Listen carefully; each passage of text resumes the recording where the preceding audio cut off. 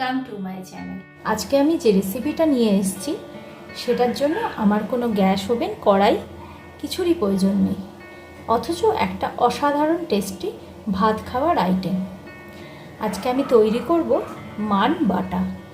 এটা একটা traditional recipe এবং অসাধারণ টেস্টি বাটা কিভাবে তৈরি করছি সেটাই তোমাদের সঙ্গে শেয়ার করব। আমি নিয়ে নিয়েছি মানের টুকরো, নিশ্চয়ই তোমরা সবাই চেনো এটা মান। আমি এটার মানের খোসাটা ছাড়িয়ে নিয়েছি। আর মানের এটা মুখের দিকের অংশ, মানে শুরুর দিকের অংশ, গোড়ার দিকের অংশটা গলা ধরে, এই অংশটা মুখের অংশ। এটাতে যদি গলা না ধরে তবেই সেইটা দিয়ে মান বাটা খাওয়া যায়। আর মান বাটা করার জন্য যে মানটা নিতে হবে সেটাকে প্রথমে একটু সেদ্ধ, মানে ভাতে সেদ্ধ হোক বা একটা ছোট্ট কুচি মানের টুকরো, সেটা মুখে দিয়ে খেয়ে দেখে নিতে হবে। যদি গলা ধরে কাঁচা অবস্থায় তবে এই আইটেমটা তৈরি করা যাবে না, এবং গলা ধরলে লেবু খেয়ে সেটাকে ঠিক করে নিতে হবে, বা যে কোনো টক জিনিস মুখে দিয়ে এই মানের রেফাইডটাকে গলিয়ে ফেলতে হবে। তাই গলা ধরবে না এমন মান দিয়ে মান বাটা তৈরি করবে। যা যা উপকরণ লাগছে সেগুলো দেখিয়ে দিই। নিয়েছি নারকেল, এটা নারকেলটা আমি কুড়িয়ে নেব। লাগবে সর্ষে, কাঁচা লঙ্কা, সর্ষে আর কাঁচা লঙ্কা বেটে নিতে হবে, চিনি,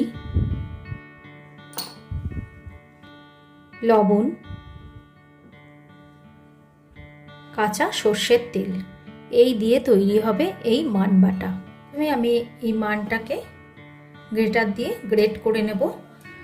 এছাড়া ছোটো টুকরো করে মান শিলে বেটে নিয়ে মান বাটা তৈরি করা হয়, কিন্তু বর্তমানে আমরা অনেকেই শিল ব্যবহার করতে পারি না, সেজন্য আমরা এটাকে গ্রেটার দিয়ে গ্রেট করে নিতে পারি, কিংবা মিক্সি গ্রাইন্ডারে গ্রাইন্ড করে নিতে পারি। গ্রেটারটা ভীষণই মিহি গ্রেট হয়, সেজন্য আমি গ্রেটারটা ইউজ করছি।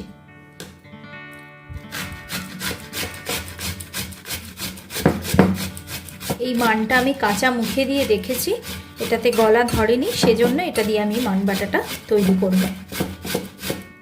আর তোমরা দেখো গ্রেট করার পর এটা অনেকটা বাটা মানের মতনই লাগছে।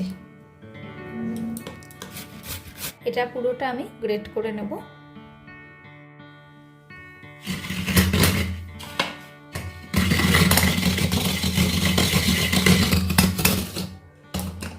আমি নারকেল কুড়িয়ে নিয়েছি, দুটো স্টেপ আমার হয়ে গেল এটা তৈরি করার। এবার আমি গ্রাইন্ডারে সর্ষেটাকে গ্রাইন্ড করে নেব। এখানে 1 চামচ মতো সর্ষে নিয়েছি, আর পরিমাণ মতো দুটো কাঁচা লঙ্কা আমি এতে দিচ্ছি। এটা আমি একসাথে পেস্ট করে নেব। খুব সামান্য সর্ষে আমি পেস্ট করে নিয়েছি, এটাতে যেটুকুনি পরিমাণে আমার প্রয়োজন। তোমরা অনেকেই আমাকে কমেন্ট করে জিজ্ঞাসা করেছো যে সর্ষে মিক্সিতে কিভাবে পেস্ট করলে ঝাঁঝ হয়। আমি এটা মিক্সিতে আমি সবসময় সর্ষে পেস্ট করি এবং ভীষণই ঝাঁঝ হয়। আমি তোমাদের বলে দিই কিভাবে করবে। সর্ষে যে পরিমাণেই নাও না কেন, যখন গ্রাইন্ডারে বসাবে তখন স্টেপ 1, 2, 3 করে যাবে না, একবারে কাটাটাকে 3 স্টেপে নিয়ে যাবে। স্টার্টিংয়ে 3 স্টেপে নিয়ে যাবে, আবার যখন অফ করবে তখনও একদম 3 স্টেপে নিয়ে যাবে। স্টেপ বাই স্টেপ 1, 2, 3 এভাবে যাবে না, তাহলে পরে দেখবে সর্ষে অসাধারণ ঝাঁঝ হবে। এবার এই সর্ষে পেস্টটা মান কোড়ানোটার মধ্যে দিয়ে দেবো। সর্ষে বাটাটা দিয়ে দিলাম, দিয়ে দেবো নারকেল কোড়াটা, এবার দিয়ে দেবো চিনি। একটু মিষ্টি মিষ্টি ভালো লাগে তাই এই পরিমাণ চিনি আমার লাগবে। আর লবণের পরিমাণটা প্রথমেই পুরোটা দিয়ে দেবো না, অর্ধেকের বেশি দেব, একটু সামান্য রাখলাম। লবণটা টেস্ট করে দেব। আর দেব কাঁচা সর্ষের তেল, এতে একটু বেশি পরিমাণে সর্ষের তেলে দিতে হবে। এই একটা আইটেম দিয়ে মনে হবে পুরো ভাতটা খেয়ে নিই, এটা এতটাই টেস্টি একটা আইটেম। তোমরা অবশ্যই খুব ভালো মান যদি পাও কখনো, যাতে গলা না ধরে, সেরকম মান দিয়ে এই মান বাটাটা তৈরি করে গরম ভাত দিয়ে খেয়ে দেখবে। আমার বলতে বলতে জিভে জল এসে যাচ্ছে, কখন আমি এই আইটেমটা ভাত দিয়ে খাবো। এবার আমি একটু এই লবণটা টেস্ট করে দেখব। তোমরা যদি মনে করো যে এটাকে আরেকটু বেটে নিলে ভালো লাগবে, তাহলে এটাকে গ্রাইন্ডারে দিয়ে গ্রাইন্ড করে নিতে পারো।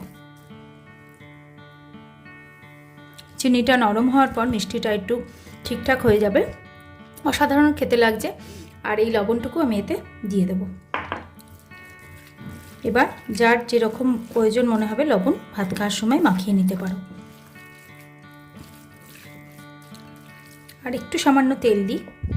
এটা পুরো টেস্ট করে দেখবে, যেরকম স্বাদটা খেতে ভালো লাগছে, বেশ ঝাঁঝালো নুন ঝাল সেরকম এটা মাখাবে।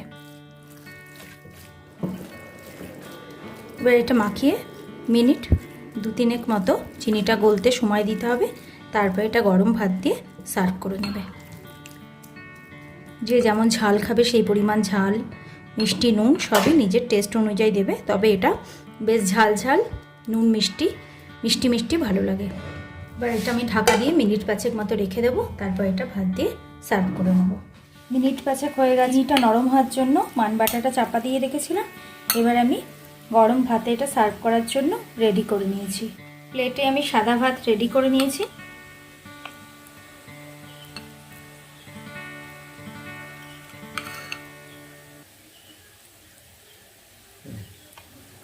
অসাধারণ লাগবে গরম ভাতের সঙ্গে মান বাটা খেতে। মান বাটা তৈরি করার এই রেসিপিটা তোমাদের যদি ভালো লেগে থাকে তাহলে অবশ্যই আমাকে জানিও। আর আমার চ্যানেলটা ভালো লাগলে লাইক, শেয়ার এবং সাবস্ক্রাইব করার অনুরোধ রইল। ভালো থেকো, সুস্থ থেকো। Thank you friends.